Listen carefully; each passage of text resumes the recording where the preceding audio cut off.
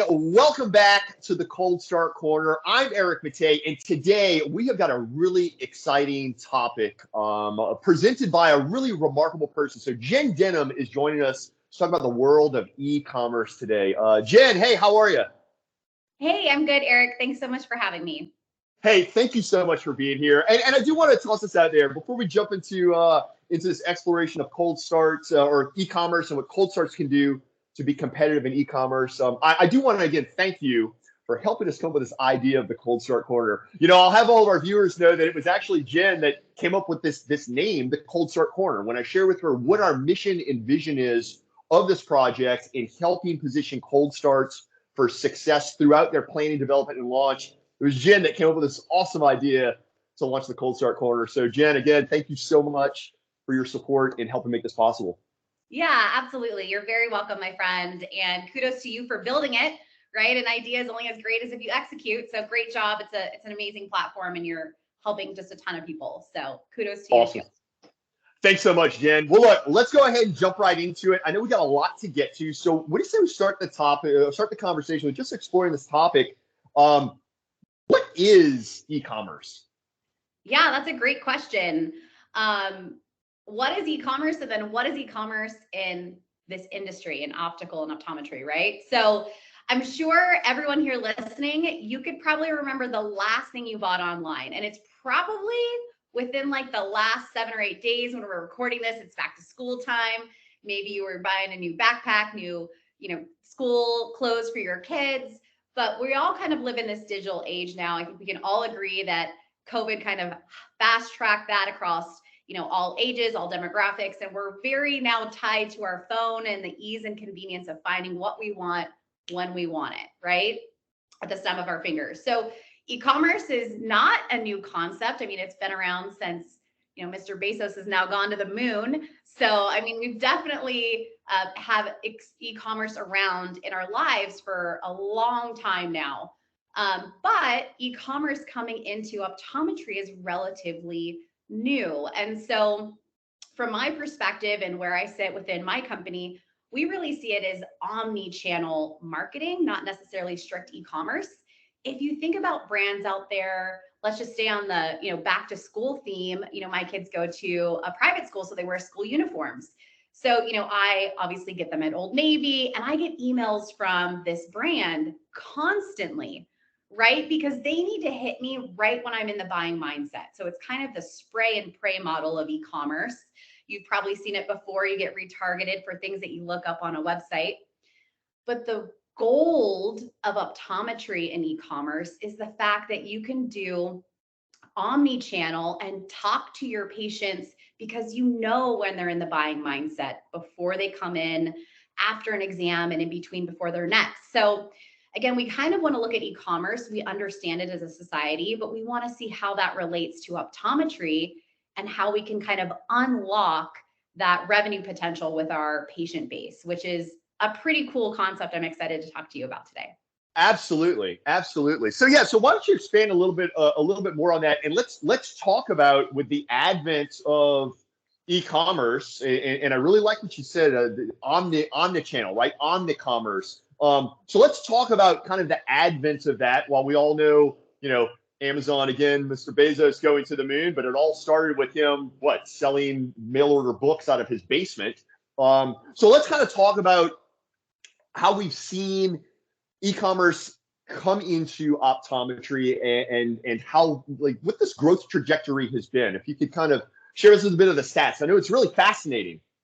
Yeah, it is really fascinating. So again, COVID was a huge catalyst to kind of drive home, which was eventually going to happen, which is people predominantly looking online before they start really any buying journey, whether that's going to a local restaurant and looking at the menu, looking at a barbecue at Home Depot. This isn't just around products that we buy from big, distributors like Amazon, or Old Navy. These are also related to local mom and pops, right? So when we think about e-commerce, it really is kind of just getting us ready or educated before we go in for that buying experience. I'm not sure about you, Eric, but the last time I looked up a restaurant that didn't have their menu online, it felt a little outdated. It felt a little like, oh man, they're not really, not really up to speed. I think we all know that it's pretty difficult to run a business without a website these days.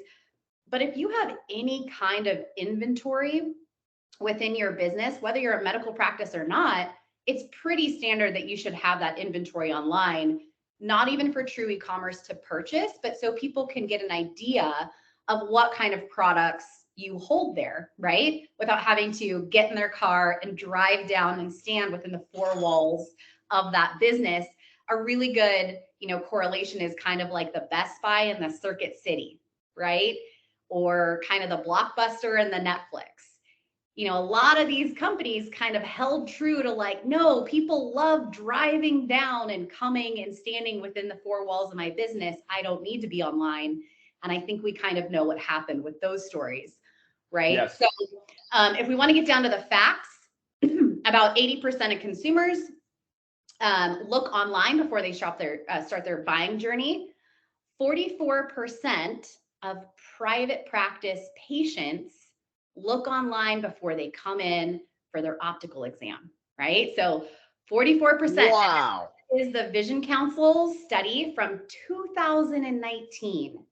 So if you think about that, right, you're an optometrist. That's a pre-COVID number. That's a pre-COVID number. Okay. So then just stop and kind of think about that for a second. If 44% of private practice patients were looking online, pre-COVID data, before they came in, and your inventory, because you're a medical professional and you run a business, right? If it's not online, then where are your patients looking? Wow. Not you, right? So it's really eye-opening. And again, that stat is a little bit older. I can't wait until we can get the new stat of what those e-commerce numbers look like in 2022 and 2023. But again, if you think about just e-commerce, it's not even really a concept you have to think that hard about. You just have to look at your own consumer behavior and how you interact with businesses both locally and globally. And I would think that everyone on this call is thinking about their consumer behavior and realizing, yeah, I'd say about 80% of the time I'm, laying in bed at night or watching Netflix and, looking at different things I'm thinking about buying, whether that's clothes for the kids or a purse or a car or a house, name an industry where you can't look at something online before you buy it, right? Yeah, you're absolutely right, Jen. Absolutely right. And I think something that's very fascinating is, and this is something that struck me as you were kind of commenting on this radical difference between what an optometry practice can do and how we would define not e-commerce, but omnichannel commerce compared to that conventional e-commerce, right? Because conventional e-commerce is you're sending me something from a distribution facility, and that's like the extent of the relationship. Whereas something fascinating when we look at the role of e-commerce and omnichannel commerce in eye care is that it is this kind of 360 surround sound experience for the patient, right? For the consumer, where they can shop and be engaged in inventory options digitally, but then also have that brick and mortar experience. Yeah, absolutely. Oh, our time is up. That's the omnichannel e-commerce, Ferry. So there's really two important things to think about when it comes from e-commerce and really what our company is trying to really educate and get this industry to adopt, and that's omnichannel. And it's really easy to understand. It's think about e-commerce, and let's just use, Old Navy as an example. They need to, what we call in marketing, I've been in marketing for over 20 years. That's going to age me right there. But they need to kind of do the spray and pray model, right? Consistent, in your face, nonstop, daily emails, hoping that they're going to hit you right when you're ready to buy. The other amazing channel that is possible with this industry is what we call omnichannel, because these medical practices, these optometry practices have two amazing things sitting right under their noses that other e-commerce brands dream about. From a marketer's perspective, if I, was sitting in front of a company and they said, well, we're excited to start selling more to, our customers, in this case, patients. And we really have two things. One, they know us, they like us, and they trust us, which is huge. Know, like, and trust. It's something you're always trying to build when you're building a business, because I'm their medical professional. And two, we have all their contact information because they're our patients. Any marketer's dream, they'd be like, this is amazing, right? Think about other e-commerce brands. They're constantly trying to get you to subscribe or download something to try and capture your information. And then they're just praying that they can email you at the right time to know when you're going to buy. But that's what your optometry practices have. You have all of this patient data. You know when they're coming in for an exam, so you can make your marketing extremely timely based around their buying mindset. And they already trust and know and like you, and you're part of their local community. So really, when we compare the two, though they're both e-commerce, one is very, very different, right? And the other one is kind of an up-road battle. So that's what we're trying to constantly remind optometry practice is you really just have to plug and play when it comes to your optical inventory to be modern and relevant with the modern patient journey of being online, whether or not they buy online or they just come back into the practice because they were able to see what they wanted without having to drive down and stand within the four walls of the practice. And I think it's a really important point that you bring up, Jen. I think sometimes folks think that the advent of e-commerce, omnichannel commerce in optometry and optical and eye care is going to be something that somehow circumvents the professional, but it's not at all that. Actually, what I think we need to do, and I love your approach and your company, Optify's approach to doing it, is, hey, this is about bringing people together, right? This is about recognizing that right now, today, year over year, more and more patients are walking out with their prescription. And knowing what we know about those stats you share on the front end, like 80% of consumers browse anything, no matter what they are in the market for. And nearly 50% of patients going to a private optometry practice are actually visiting websites and shopping eyewear, browsing eyewear before coming in. I think that, while this conversation perhaps started in the vein of e-commerce, it is important for everyone to understand it's commerce. It's commerce, right? Whether those patients are making purchase through online or it was your optical gallery that merely reminded them, hey, you're coming in to see us, we can get you taken care of here.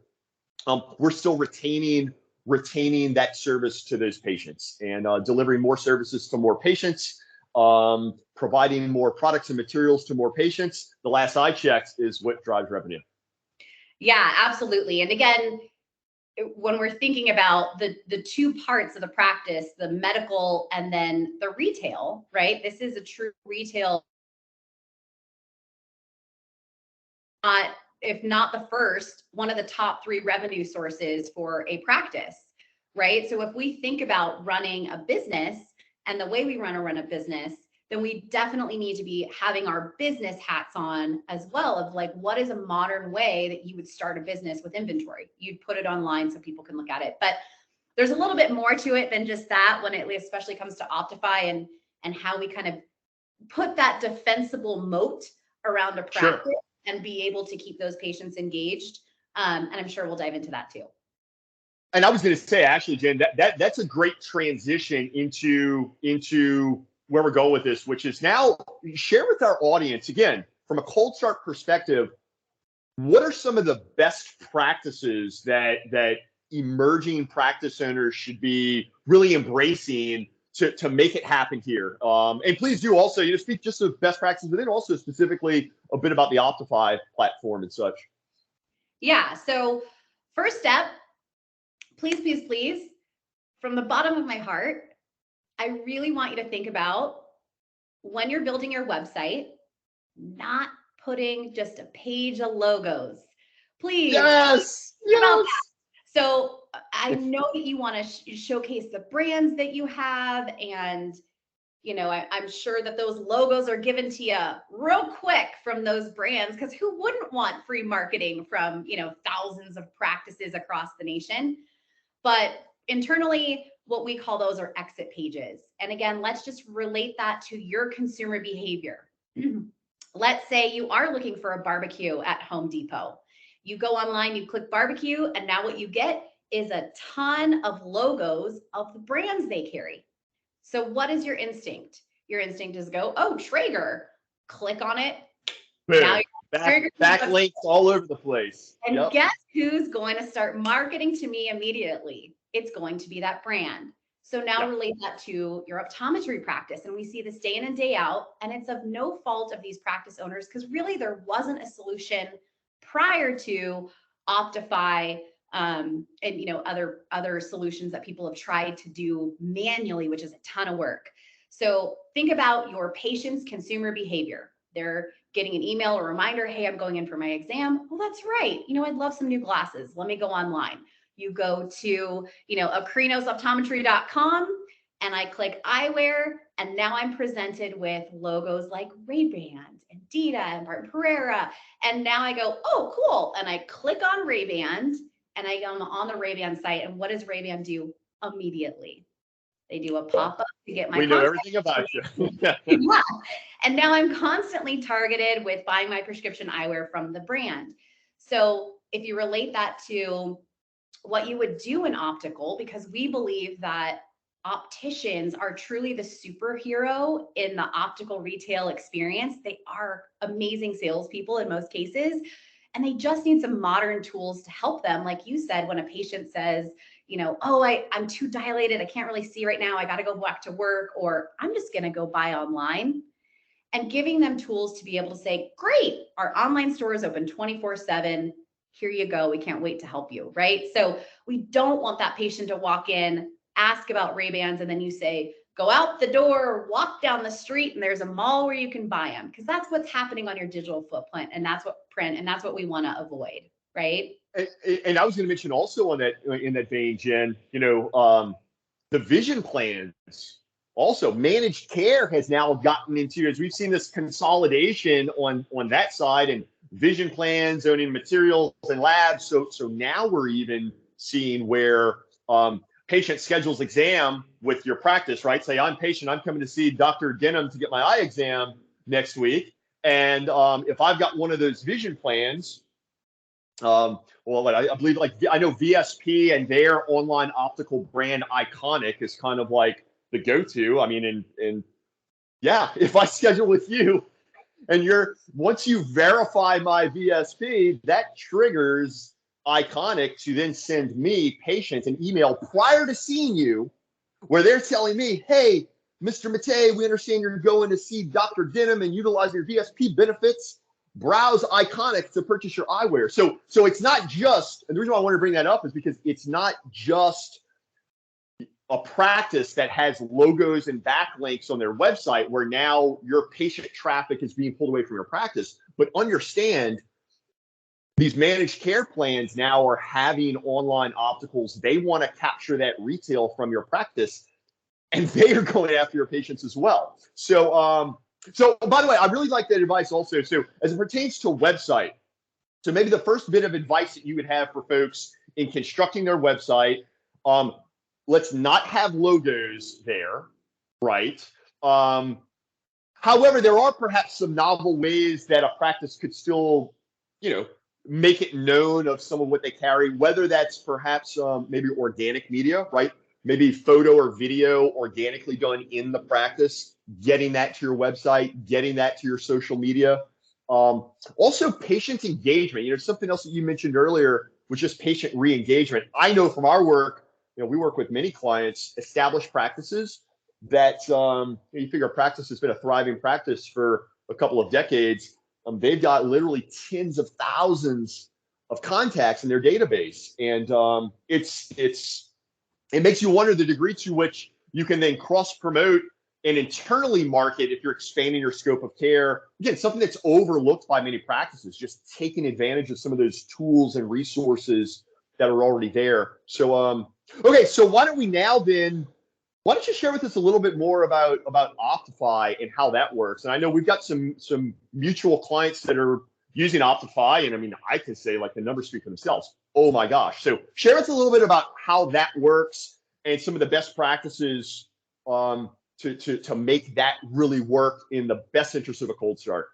Yeah, absolutely. So two things to recap on a few things that you just said. So one, obviously first step is just not sending patients away in your digital footprint, right? So many of you right now may be thinking, well, what do I do? Do I have to do a DIY e-commerce site and, hire a marketing team and take thousands of pictures? That sounds like an absolute nightmare. I'm just trying to run my medical practice. And that's 100% why, our co-founders started Optify. So I'll be a little self-serving right now and talk about our solution because it is, one of a kind and really the only solution in the industry right now, which is turnkey, meaning we are not asking your staff to take pictures. We are not saying hire a marketing, department to run all your marketing, because one of our co-founders, Dave Barton, is an optician by trade and knew that software adoption, let's be honest, Eric, software adoption and onboarding and new things can be a little pushback from the staff there on some of those things. And quite, honestly, we totally understand. There's a lot going on. Patients move through optical and they need a lot of time. So what is an easy solution to be able to be modern? And, with the Warbies and Zennies and anyone else online retailers that may, be out there, recognizing that there was no solution. So playing defense was kind of the only option, but now it's really easy to be able to be, offense and play in that game and give your patients the opportunity to buy from you wherever they may be outside the four walls of your practice. And, those companies exist because a need was met, right? There was, typical capture rate is 40 to 60%. If you were out there looking to start a new business, Warby and Zenny, it's capitalism. They saw a huge population of people that needed a modern way to buy prescription frames. And so they offered a solution. So now with Optify, you can kind of compete in that way in a very easy to execute model. So Optify connects to your current website, connects to about 80 to 85% of the industry's EHRs. And now we're able to put that inventory online real quick without anything other than a list of what frames and your pricing that you have there in your practice. And then we have that automated marketing. So again, it's not yet a build it and they will come, right? That's never the case when it comes to a business and marketing. You do need to let people and educate people and keep their mind focused on that inventory. So our connections with EHRs allow automated marketing to, touch the patient right before they're coming in for their exam and asking them to pre-shop or start combing through, your hundreds to thousands of frames and seeing what they're excited to try on, subconsciously getting them in this buying mindset, right, Eric? Getting them ready to come in for their medical and retail experience. If they do walk out and they don't buy, getting them an email that same day, personalized from that practice, saying, here's where you can shop online, request price quotes. Everyone knows the price they see is not what they pay, especially with benefits or rebates maybe that practice is offering, or multiple pairs. We know that revenue from optical is a big part of keeping the lights on and everyone paid there. And multiple pairs is probably where the most money is left on the table, just by needing to remind that patient, you can buy online, you can request a price quote. Hey, you were just on vacation and you sat on your glasses. Here's where you can put in your information and the staff can be a part of that. But here's one misconception that I want to just bring right up to the forefront. With a platform like Optify and empowering the optical staff with a modern tool to be able to extend their selling superpowers outside the four walls of the practice, we believe that it always should come back to that relationship, right? People should buy from their medical professional and the optician should be a part of that buying journey. And so that's why Optify is really powerful in making sure that the patients, are engaging with that practice, coming back in to pick them up, and even doubling down on that trust factor that they have with their medical professional from the medical side, and now through just being a happy customer on the retail side. So again, we're not adding any additional work to a practice by adding e-commerce. We're actually saving about 10 to 15 minutes per patient Because imagine if you came out of your exam and you look around an optical, which are usually beautifully displayed and have all the different brands there, but you're feeling quite overwhelmed and you know you only have about 30, 40 minutes to get back for work, right? It can kind of feel like you're about to run the decathlon around an optical department. And even with the best opticians, it can be a little overwhelming, especially if you're dilated. So imagine if that patient had already pre-shopped, giving that optician, kind of a sneak peek into that patient's mind. Oh, Eric is looking for sunglasses and, some readers. Ooh, this is a multiple pair sale immediately. Oh, Erica's price sensitivity is around $300-400, right? I can now kind of tailor it to it. So it speeds things through optical and again, puts that defensible moat around patients to remind them, I buy from my medical professional. I buy from my medical professional. And that's really kind of the turnkey solution we think that optometry should have and deserves to have to be able to compete in this landscape. Yeah, because I know as you and I have discussed before, that there's no turning around. I mean, this is modern optometry. What's fascinating, Jen, is to think that here we are having this conversation. And I remember when you and I were having a similar conversation about this time last year. And it's shocking to think of that continued growth trajectory of omnichannel, e-commerce, online opticals, what have you.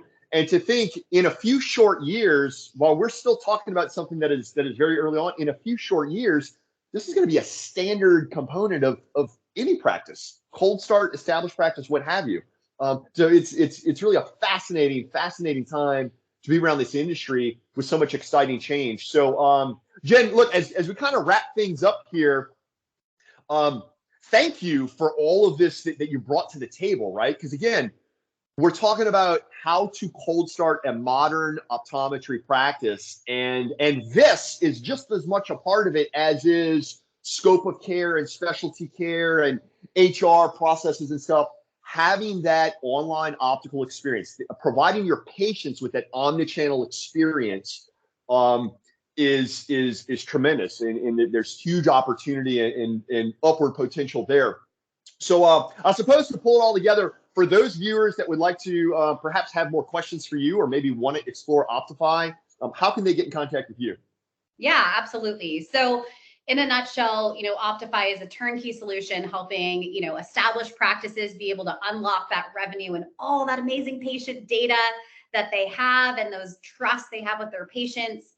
And then for cold start, I mean, quite honestly, Eric, when our co-founders started Optify, it was a no-brainer to have a cold start program, mainly because if you think about a lot of the younger doctors or doctors that are starting their own practices, they've never lived in a world where there wasn't shopping online. So it's a no-brainer when we talk to students, at the expos and they come by, the future is bright for optical e-commerce because they are just like, of course I'm going to put it online. Why would I send my patients to buy from the brand?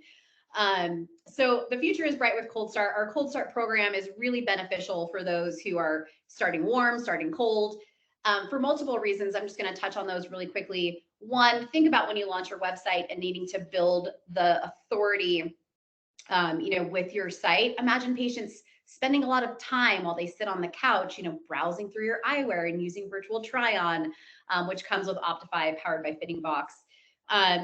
It's really important to have all of those things telling Google, people enjoy this website. People are spending a lot of time on this website, using the URL for a particular frame to drop in a social media post and not having it go to the brand to look at it, right? But back to your e-commerce site. We want to close that loop in the consumer behavior and have the relay race of their buying journey start online, really go a deep dive with a custom experience in optical with your opticians, and then relay back over to your online presence to get multiple pairs and things throughout the year. So Optify is optifyonline.com. I'll be sure to give you links, Eric, when you post this so people can check it out. We have a wonderful relationship with Akrinos here, giving a very nice discount, not only to our cold start practices, but to established practices as well. And we're always available for, questions and support. We really want your opticians to feel like they have a modern tool in their tool belt to be the best salesperson for their customers and their patients. Amazing. Amazing. Jenn Denham, thank you so much for joining us here at the Cold Start Corner, talking about the world of e-commerce and optometry. And you said it best, and I think that's how we should close this out. You said it best. The future is bright for private practice, and I'll say the future will be brighter with online optical capability. So, Jenn, send our best on behalf of all of us here at Akrinos. Send our best to Wes and Dave and all your team at Optify. Continue to do great stuff. To those that join us here at the Cold Start Corner, thank you all for joining us. We hope you found this episode valuable with Jenn Denham of Optify talking e-commerce. And tune in. We've got some really great things going on here at the Cold Start Corner. So wherever you are, whatever you're up to, make it count, have fun, and have a great week. Eric Matei signing off. Thanks, Eric.